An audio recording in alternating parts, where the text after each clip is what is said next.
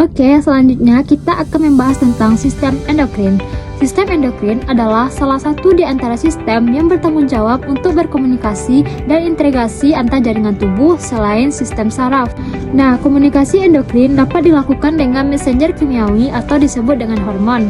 Hormon diproduksi di kelenjar endokrin dan disekresikan ke aliran darah untuk mencapai jaringan tubuh lainnya. Hormon juga dapat berpindah ke seluruh tubuh melalui aliran darah, tapi hanya dapat mempengaruhi sel target yang memiliki reseptor untuk hormon tersebut. Terdapat dua jenis hormon utama.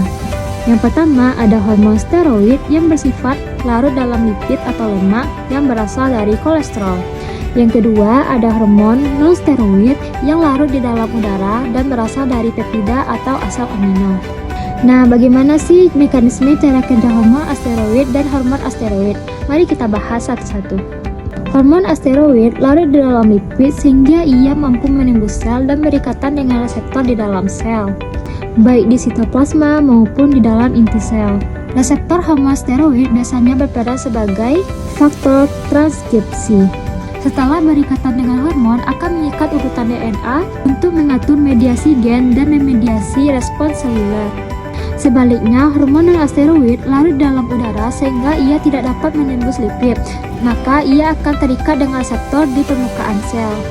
Kelenjar utama meliputi yaitu hipotalamus, pituitari, pineal gland, parathyroid gland, kelenjar thymus, pankreas, adrenal, testis pada laki-laki, dan ovarium pada wanita.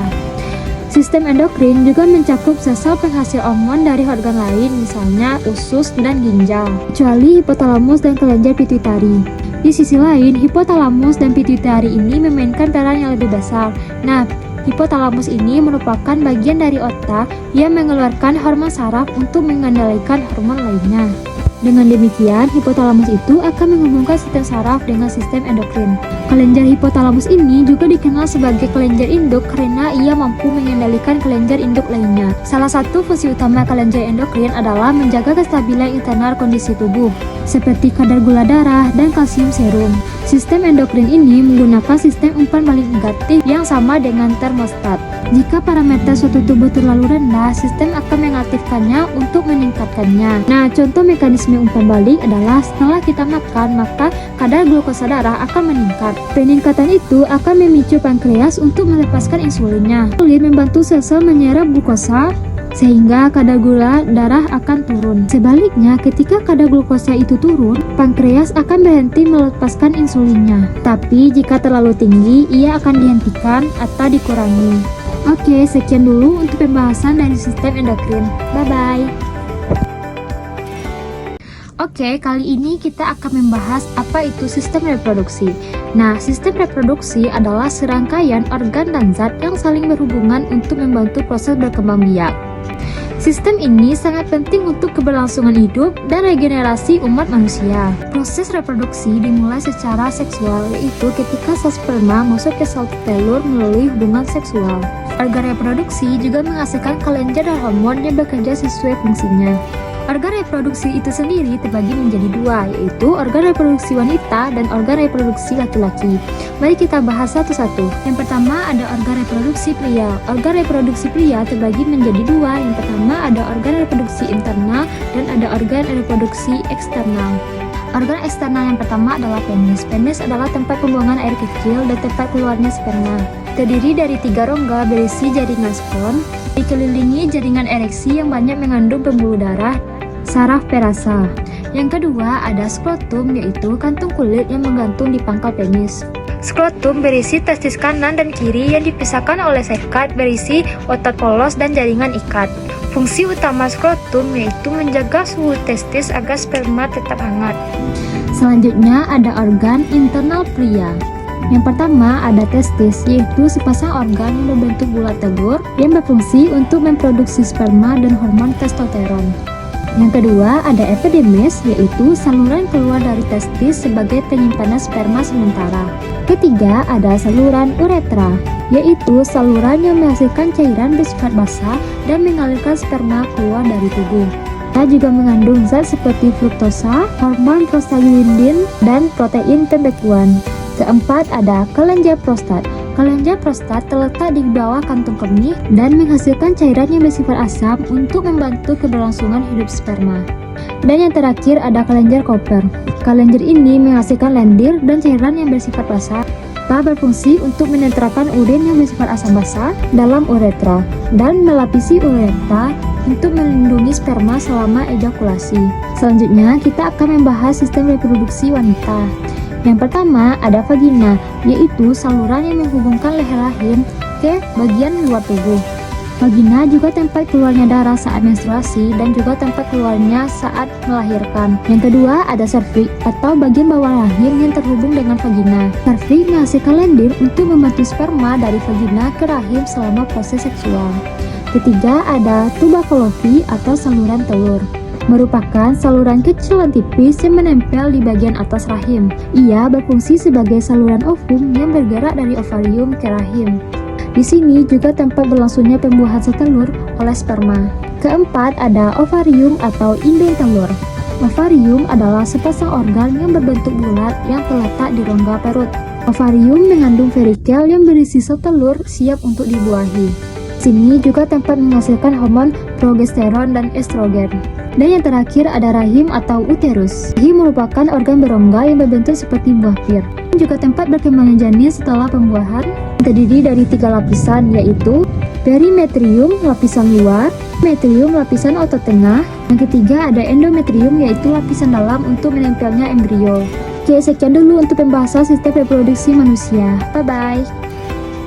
Oke, selanjutnya kita akan membahas tentang materi muskuloskeletal. Muskuloskeletal adalah sistem gerak tubuh manusia yang terdiri dari otot, tulang, sendi, saraf, dan jaringan ikat. Sistem ini sangat penting untuk memungkinkan tubuh bergerak dengan lancar dan aman. Adapun anatomi sistem muskuloskeletal yang terdiri dari beberapa organ dan jaringan tubuh. Di antaranya yaitu yang pertama ada tulang. Tulang adalah organ dengan struktur yang keras dan kaku yang membentuk kerangka pada tubuh manusia. Salah satu fungsi tulang adalah untuk melekatnya otot dan pergerakan manusia. Tulang sendiri terdiri dari lapisan luar dan lapisan dalam. Lapisan luar tulang terdapat lapisan lain sel yang tumbuh memperbaiki dan merombak tulang. Sedangkan bagian dalam tulang berisi sumsum tulang yang berisi eritrosit, leukosit, dan trombosit. Yang kedua ada otot. Otot adalah jaringan yang berfungsi sebagai alat gerak aktif untuk menggerakkan tulang. Otot terbagi menjadi 3, yaitu otot polos, otot jantung, dan otot rangka. Yang ketiga ada rangka. Rangka adalah kerangka internal tubuh yang berfungsi untuk menyusun tubuh. Rangka ini terdiri dari banyak tulang dan jaringan ikat. Ligamen dan tendon juga disebut dengan sistem muskuloskeletal. Yang keempat ada kartilago atau tulang rawan. Kartilago atau tulang rawan adalah jaringan ikat khusus yang terdiri dari sel-sel yang disebut dengan kondusif dan matriks ekstrasel. Fungsi kartilago adalah untuk menyusun jaringan lunak. Yang kelima adalah ligamen. Ligamen merupakan jaringan yang berserat yang bentuknya seperti peta elastis. Perannya yaitu sebagai penghubung antar tulang di dalam tubuh. Jaringan ikat ini berfungsi untuk menopang sendi seperti siku, lutut, bahu, dan pergelangan kaki. Yang keenam ada sendi. Sendi adalah tempat atau ruang tempat bertemunya tulang. Tidak hanya menumbuhkan 2 tulang saja, tapi dengan banyak tulang lainnya. Fungsi sendi adalah membentuk struktur tulang serta membantu otot untuk menggerakkan tulang tersebut. Yang ketujuh ada tendon. Tendon adalah jaringan yang tebal yang berfungsi untuk menempelkan otot ke tulang. Tendon terletak di bagian ujung tiap otot, oleh karena itu otot memiliki 2 tendon. Tendon itu terdiri dari beberapa bentuk dan ukuran, itu tergantung dari otot yang melekatkannya. Otot yang menghasilkan banyak tenaga akan memiliki tendon yang lebih pendek dan lebar.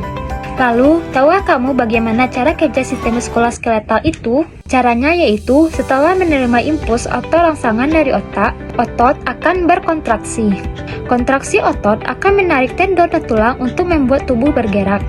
Sedangkan untuk mengendorkan otot, sistem saraf akan mengirim pesan kepada otot agar lebih rileks. Ketika otot rileks, otot akan berhenti berkontraksi. Dan ketika berhenti berkontraksi, tubuh juga akan berhenti untuk bergerak. Berbagai gangguan dapat menyerang sistem muskuloskeletal, diantaranya nyeri, sulit bergerak, dan kaku.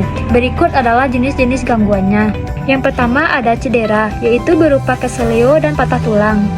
Yang kedua, ada kelainan bentuk tulang, diantaranya yaitu tumor, kanker tulang, dan osteosporosis. Yang ketiga, ada gangguan sendi, diantaranya yaitu radang sendi dan nyeri sendi. Gangguan tersebut dapat menghambat aktivitas sehari-hari jika tidak ditangani dengan baik. Lalu, bagaimana cara menjaga kesehatan muskuloskeletal? Pertama, melakukan olahraga dengan rutin dan teratur. Kedua, memperbaiki postur tubuh supaya tidak bungkuk. Ketiga, menjaga pola makan dengan makanan yang bergizi. Dan yang keempat, perbanyak makanan yang mengandung vitamin, mineral, dan protein. Oke, sekian dulu untuk pembahasan sistem muskuloskeletal, semoga dapat dipahami. Oke, selanjutnya kita akan membahas tentang sistem integumen. Sistem integumen adalah lapisan terluar dari sebuah organ atau organisme yang mencakup kulit, cangkang, dan kulit buah. Lapisan integumen terbagi menjadi tiga. Yang pertama ada epidermis, dermis, dan subcutaneous. Epidermis terdiri dari lapisan epitel pipi berlapis, dan unsur utamanya adalah sel tanduk dan sel melanosit. Yang kedua ada dermis yang terdiri dari stratum papilar dan stratum reticularis. Dan yang ketiga ada jaringan subcutaneous, yaitu jaringan yang mengandung sel lemak. Yang pertama ada lapisan stratum basal, lapisan stratum spinosum, lapisan stratum granulosum, lapisan stratum lucidum, dan lapisan stratum corneum.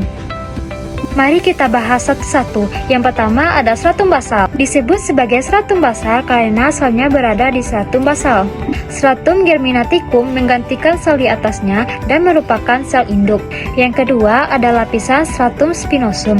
Lapisan ini merupakan lapisan yang paling tebal dengan ketebalan 0,2 mm dan lapisannya sekitar 5-8 lapisan. Ketiga ada lapisan stratum granulosum. Stratum granulosum memiliki lapisan yang tipis dan berbentuk seperti kumparan. Ia memiliki 2-3 lapisan saja. Keempat ada lapisan stratum lucidum. Terletak di bawah lapisan corneum. Sel-sel ini berbentuk gepeng dan tanpa inti. Yang kelima ada stratum corneum. Stratum corneum memiliki banyak sekali sel yang sudah mati mengandung zat kartein. Struktur yang kedua adalah dermis. Dermis adalah lapisan tengah kulit yang berfungsi untuk memberi kekuatan, nutrisi, sensasi, dan tempat tumbuh rambut. Yang ketiga adalah kelenjar. Kelenjar di dalamnya terdapat kelenjar keringat dan kelenjar minyak yang berfungsi untuk mengatur suhu tubuh, menjaga kelembapan, serta mengatur ekskresi dan pertahanan.